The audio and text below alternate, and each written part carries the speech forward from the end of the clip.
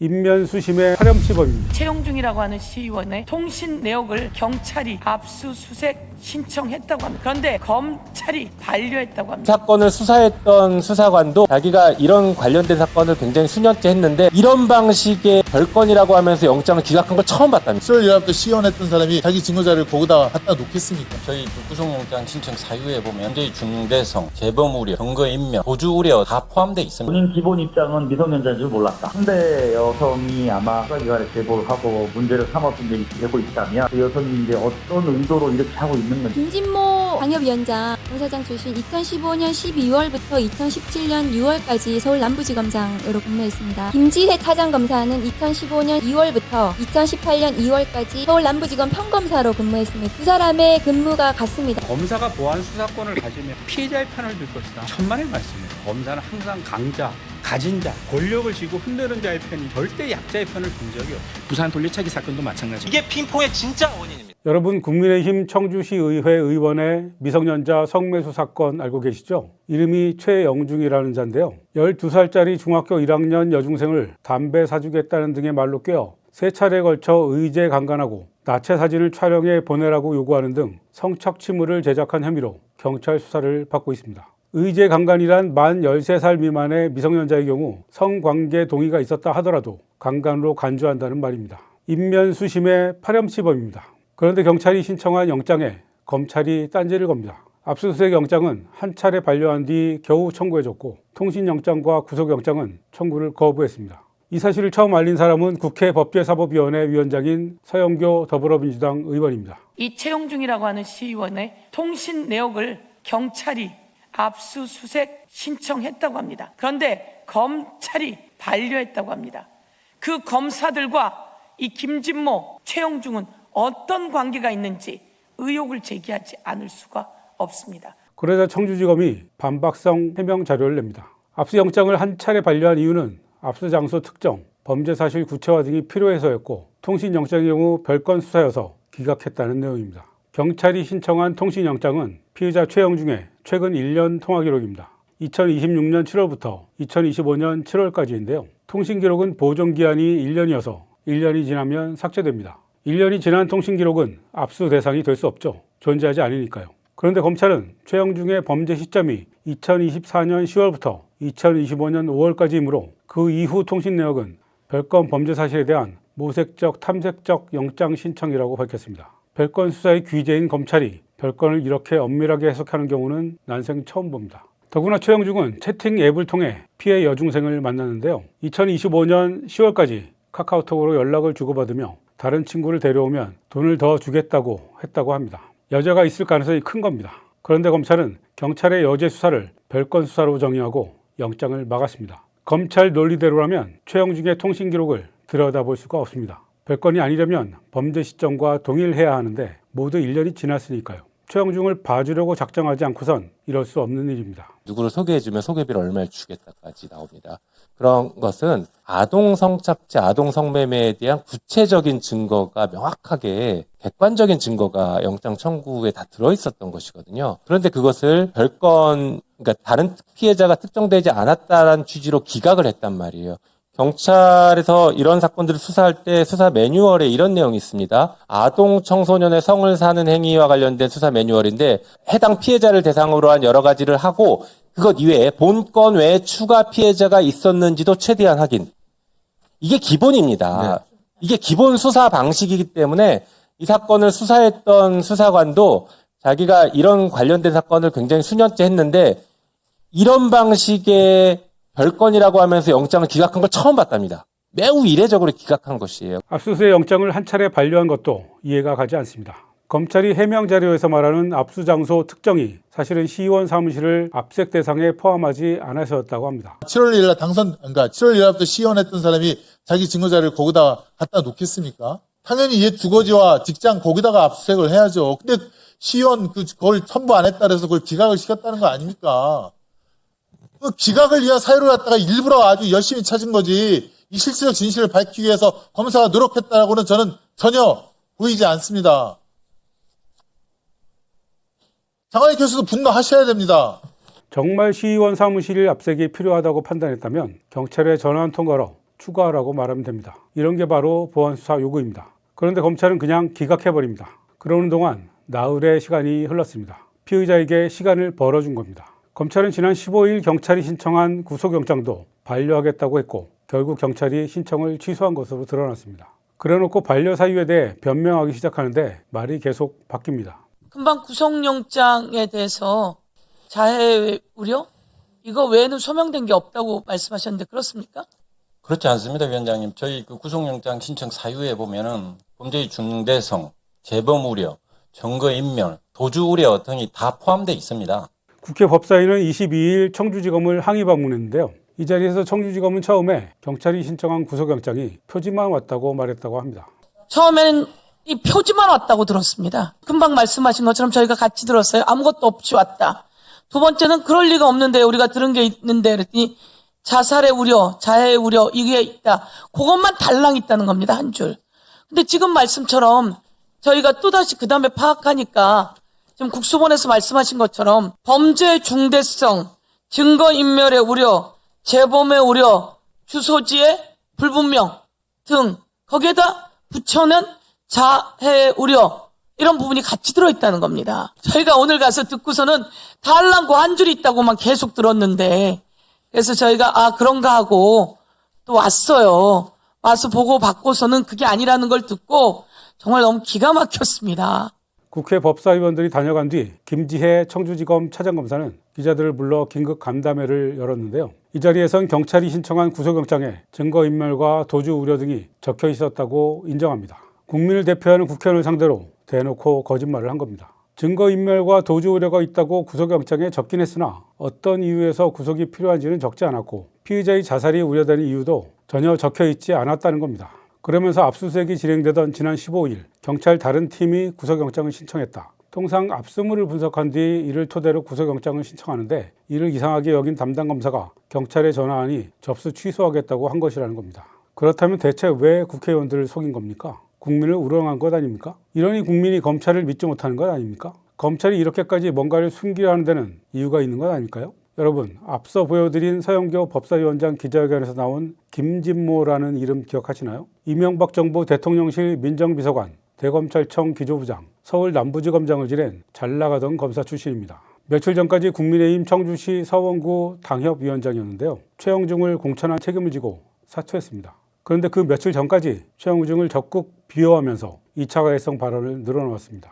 최 의원은 미혼이라서 의외도 불륜 이런 문제는 없는 거고, 이제 어떻게 보면 알게 돼서 뭐 좀 어느 정도 선까지 간 모양인데 본인 기본 입장은 미성년자인 줄 몰랐다. 상대 여성이 아마 수사기관에 제보를 하고 뭐 문제를 삼아서 이렇게 되고 있다면 그 여성이 이제 어떤 의도로 이렇게 하고 있는 건지 그동안에 무슨 갈등 관계가 있었는지 그런 것들을 감안해서 미성년자인 줄 몰랐다는 자가 담배 사주겠다고 유인합니까? 이 사건에 대한 김진모의 기본인식이 이 지경이었습니다. 최영중이 억울할 수 있지 않느냐고 말하기도 했습니다. 그래서 검찰 후배들에게 영장을 막아달라고 부탁한 건 아닐까요? 국회의원들을 상대로 거짓 해명을 한 김지혜 청주지검 차장검사가 김진모 서울 남부지검장 시절 함께 근무한 적이 있다는 사실도 드러났습니다. 김진모 당협위원장 네. 검사장 출신 2015년 12월부터 2017년 6월까지 서울 남부지검장으로 근무했습니다. 네. 김지혜 차장검사는 2015년 2월부터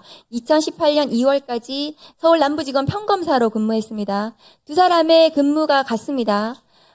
이 사건 감찰을 아까 하신다고 하셨는데 이 사건 관련해서 김진모 전 검사장이 김지혜 차장검사에게 이 사건 관련해서 전화한 사실이 있는지, 네네. 김지혜 차장검사는 이 사건 영장을 보는 주인검사에게 이 사건 관련해서 통신과 관련해서는 지시가 있었는지 그 부분에 대해서 감찰에서 조사를 하셔야 될 것 같습니다. 한 사건을 좀 자세히 다뤘는데요. 여러분은 어떻게 보셨습니까? 검찰이 영장 청구권으로 경찰 수사를 방해한다는 생각이 들지 않으십니까? 만약 그렇다면 장유기 사건의 증거인멸 같은 제19 감싸기 범죄 아닙니까? 그런데 언론 보도를 한번 보십시오. 거의 모든 언론이 검찰 시각에서 기사를 쓰고 있습니다. 여권 법사위원들의 청주지검 항의 방문은 단순 발생 기사로 처리하고 의혹 제기와 비판은 거의 다루지 않습니다. 다루더라도 검찰의 해명 위주로 다룹니다. 이번 수사가 늦어진 것도 경찰의 부실과 무능 탓으로 몰아갑니다. 물론 경찰이 다 잘한 건 아닐 겁니다. 이번 사건에서도 역시 부족한 대목이 있었을 겁니다. 하지만 검찰의 왜곡과 거짓말도 함께 다뤄야 공정한 것 아닙니까? 전직 검사장이 연루된 봐주기 수사 의혹도 보도해야 형평에 맞는 것 아닌가요? 그러나 언제나 그렇듯 언론은 검찰 편입니다. 검찰이 고쳐줄 수 없는 집단임을 증명하는 최근 사례가 또 있습니다. 내란범 윤석열의 공직선거법 위반 사건인데요. 지난 20대 대선 과정에서 김건희 씨 도이치모터스 주가 조작 사건과 관련해 허위 발언을 한 혐의입니다. 돈을 빼고 그 사람하고는 절연을 했습니다. 저희 집사람 오히려 손해보고 그냥 나왔습니다. 수천만 원의 손해를 보고 주가 조작에 참여한 사실은 없습니다. 이 밖에도 상대방에게 50억 정도 사기를 당했다 등 허위 발언을 여러 차례 했습니다. 김건희 씨의 도이치모터스 주가 조작은 지난 4월 항소심에서 유죄로 인정됐죠. 김건희 특검으로부터 사건을 넘겨받은 경찰특별수사본부는 최근 윤석열의 해당 발언이 공직선거법상 허위사실 공표죄에 해당한다고 보고 지난달 초 검찰에 송치 의견을 전달했는데요. 검찰은 한 달 가까이 지난 월말에야 무혐의라는 입장을 회신했다고 합니다. 항소심에서 뒤집히긴 했지만 자신들이 기존에 내린 무혐의 결정을 바꾸지 않겠다는 겁니다. 참 일관되죠? 검사 동일체 원칙은 법조문에서 사라진 지 오래지만 검사들의 신념과 행동에선 여전히 살아있습니다. 이재명 정부 검찰이 다르긴 뭐가 다릅니까? 한 번 검찰은 영원한 검찰, 공동의 밥그릇을 사수하는 진정한 식구입니다. 내란범을 배출하고 부역했던 대가로 검찰청 간판은 빼앗겼지만 수사권을 지켜야 밥그릇을 유지할 수 있다고 믿고 실천하는 운명 공동체입니다. 장윤기 사건을 계기로 검찰이 마치 피해자들의 수호신이라도 되는 양 떠들고 있는데요. 대체 언제부터 검찰이 피해자 편이었나요? 김학의 사건의 피해자들, 한동훈 처남의 피해자는 피해자가 아니었나요? 최영중이라는 성도착자의 꼬임에 빠진 여중생 피해자에 대한 검찰의 태도가 말해주지 않습니까? 검찰이 정말 피해자 보호에 진심이라면 왜 이 사건에 대해선 직접 보안 수사를 하지 않습니까? 아직은 수사권이 있지 않습니까? 왜 장윤기 사건처럼 적극 나서지 않는 겁니까? 검사가 보안 수사권을 가지면 피해자의 편을 들 것이다. 천만의 말씀이에요. 검사는 항상 강자, 가진 자, 권력을 쥐고 흔드는 자의 편이지 절대 약자의 편을 든 적이 없습니다. 보안 수사 필요론의 근거 중 하나로 제시되는 이른바 부산 돌려차기 사건도 검찰이 아니라 피해자의 요구로 진실이 밝혀진 사례입니다. 부산 돌려차기 사건도 마찬가지입니다. 이 사건도 항소심 과정에서 수사 과정에서는 검찰도 성범죄 목적을 밝히지 못했습니다. 항소심 과정에서 피해자의 증거 재감정 요구에 따라서 검사가 공소장 변경 신청을 했고 판사가 이걸 받아들여서 재검증을 통해서 성범죄 목적이 드러난 사안입니다. 이 사례는 오히려 검사의 보안 수사 성공 사례로 드는 것은 좀 맞지 않다라고 생각하고 오히려 피해자의 보안 수사 요구가 실효성을 거둔 사례로 피해자의 수사 재판 과정에서의 참여권, 절차적 권리를 강화해야 되는 사례로 봐야 되지 않을까 싶습니다. 이번 기회에 피해자의 국선 변호인 선임권, 재판 참여권, 자료 접근권, 이의 제기권 등을 실질적으로 보장해야 합니다. 관련 개정안이 이미 국회에 제출돼 있습니다. 피해자를 위해 공소청에 보안 수사권을 남겨야 한다는 주장은 논리적으로 맞지 않는 궤변입니다. 지금 검찰의 지상과제는 6천여 명에 이르는 수사 보조 인력 보전입니다. 보안 수사권이 있고 검찰 수사관만 남아있다면 후위를 도모할 수 있다고 생각하는 겁니다. 수사 개시권이 사라졌으니 괜찮다고요? 보안 수사의 조건으로 범죄 동일성을 명시한다고 해도 그 동일성 여부를 누가 판단합니까? 결국 검사가 합니다. 검찰이 뉴스타파 기자들을 윤석열 명예훼손 혐의로 수사할 때 검찰의 명예훼손죄 수사권이 있었습니까? 없었습니다. 그런데 당시 검찰은 부패 경제범죄에 해당하는 대장동 사건 관련 사건이라며 수사에 착수했고 집요하게 괴롭히고 기소까지 했습니다. 많은 분들이 보안 수사권이 없다면 장윤기 사건 같은 걸 밝혀낼 수 없는 것 아니냐 걱정합니다. 공소청이 보안 수사 요구권을 행사해도 경찰이 자기 조직 범죄를 덮으면 어떻게 하느냐는 우려입니다. 한인섭 서울대 명예교수는 교차 수사를 대안으로 제시합니다. 창조적으로 설계한다면 경찰청에서 이의신청이 나오면 그것을 중수청에서 다루고 중수청에 사건이 이의신청이 나오면 경찰청에서 다루고 이런 식으로 해서 기관 간의 견제를 하게 된다. 공소청 검사가 수사관 교체나 수사기관 변경을 요구할 수 있도록 하는 방안도 국회에 제출돼 있습니다. 이 밖에 수사인권보호관, 수사심의위원회 등 여러 대안이 개정 법안에 반영돼 있습니다. 경찰청은 내부 비리 수사대를 신설하고 국가경찰위원회 산하에 100명 규모의 감찰조사단을 외부 인력으로 조성하겠다는 계획입니다. 그래도 불안하신가요? 모든 제도는 완벽할 수 없습니다. 특히 강력한 저항 세력이 있는 제도 개혁은 성공하기 쉽지 않습니다. 문재인 정부의 검경 수사권 조정 이후 사건 핑퐁이 늘어나 피해자들의 고통이 늘었다는 비판이 있는데요. 사실입니다. 그런데 이건 문재인 정부가 아니라 윤석열 정부 책임입니다. 문재인 정부 말기에 개혁 작업을 시작한 뒤 윤석열 정부가 들어서면서 후속 작업을 방치했기 때문에 발생한 일입니다. 검사가 경찰에 보안 수사 요구를 하더라도 계속 자기 사건으로 챙기도록 하는 추한 제도를 채택하지 않고 사건을 털어버리는 결정 제도를 운영했기 때문입니다. 보안수사 요구 추안이라는 게 뭐냐면 보안수사 요구를 검찰 사건으로 전산망에 갖고 있으면서 경찰에게 의뢰하는 겁니다. 수사 요구하는 겁니다. 그러면 자기 사건을 갖고 있는 채로 진행하기 때문에 부담이 됩니다. 검사가. 책임감 있게 사건을 관리하려면 추안으로 해야 됩니다. 하지만 몇 퍼센트요? 99.6%는 결정으로 끝내는데 검찰에서 대통령령 개정에서 수사 종결 사유로 결정을 교묘하게 끼워 넣었어요. 킥스 전산망에서 사라지게 하기 위해서. 검찰은 아주 단순한 보안 사연조차도 다 종결로 끝내버립니다. 이게 핑퐁의 진짜 원인입니다. 이렇게 디테일의 악마를 숨겨놓고 제도 개혁에 저항하면 어떤 개혁도 성공할 수 없습니다. 제도를 운영하는 건 결국 사람입니다. 제도 위에 사람이 있습니다. 아무리 제도가 훌륭해도 제도를 운영하는 사람들이 협조하지 않으면 제도는 작동하지 않습니다. 검찰이 정말 피해자 보호에 관심이 있고 정의 실현에 의지가 있다면 경찰과 적극 협조해서 제도를 안착시켜야 합니다. 중요한 건 이 개혁을 성공시키겠다는 우리의 의지입니다. 개혁에 저항하는 세력의 고의적 분탕질을 찾아내고 그러지 못하게 해야 합니다. 경찰을 어떻게 믿냐고요? 경찰을 믿어서 검찰 개혁을 하는 게 아니지 않습니까? 검찰을 믿지 못하듯이 경찰도 믿을 수 없습니다. 그러니 제도로 통제를 해야죠. 그래도 경찰이 검찰과 다른 게 하나 있습니다. 경찰은 문제가 생기면 납작 엎드려 사과하고 이번 장윤기 사건 수사팀장처럼 제 식구를 구속하는 등 수습에 나섭니다. 하지만 검찰은 어떤가요? 검찰이 지난 윤석열 정부 시절 벌였던 온갖 정치보복 수사와 조작 기소, 제 식구 봐주기 등에 대해 사과한 적 있나요? 과문한 탓인지 저는 보지 못했습니다. 증거가 명백한데도 뻔뻔하게 부인하고 대들고 노려보지 않았습니까? 사람을 살리고 죽일 수 있는 권한을 가진 최고 권력 집단이기 때문입니다. 수사권이 없어도 검찰은 영장 청구권, 기소권, 형 집행권을 독점하는 막강한 집단입니다. 그 많은 권한 중 수사권 하나 내려놓게 하는데도 이렇게 온 나라가 수십 년째 난리를 쳐야 할 만큼 무서운 집단입니다. 검찰 권력 집중을 방치한 결과 내란 사태를 맞았습니다. 어떻게든 이 개혁을 성공시켜야 하지 않겠습니까? 지금까지 논설이었습니다.